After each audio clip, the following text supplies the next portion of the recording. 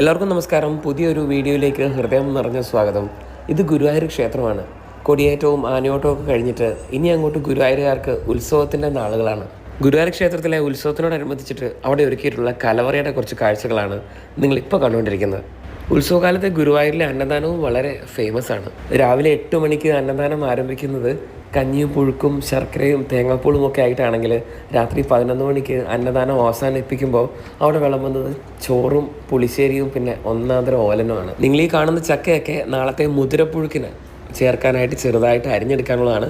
നിങ്ങൾക്കത് ചെറുതായിട്ട് കട്ട് ചെയ്യുന്നത് കാണാൻ പറ്റുന്നുണ്ടാവും. ഇത്തവണത്തെ ഗുരുവായൂരിലെ ക്ഷേത്രോത്സവത്തിന് ഭക്ഷണം പാകം ചെയ്യാനുള്ളൊരു ഭാഗ്യം നമുക്ക് കിട്ടിയിട്ടുണ്ട്.